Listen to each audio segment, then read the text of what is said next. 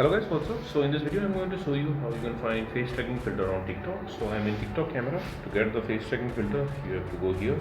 This is the effect button,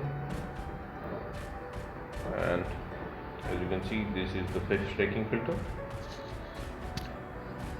So this is the face tracking filter. So this is the filter. This will track your face. Now you go out of the camera.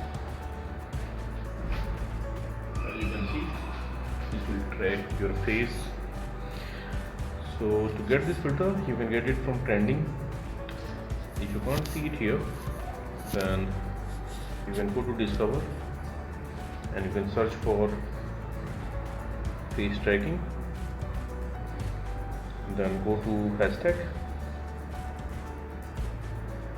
go to face tracking hashtag.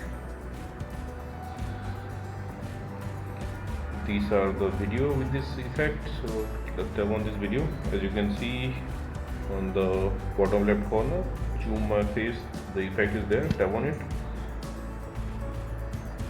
Now this is the effect page, tap on the camera button, and this is the filter. So that's it guys, likewise you can get this filter on TikTok. So thanks for watching the video guys, see you in the next video.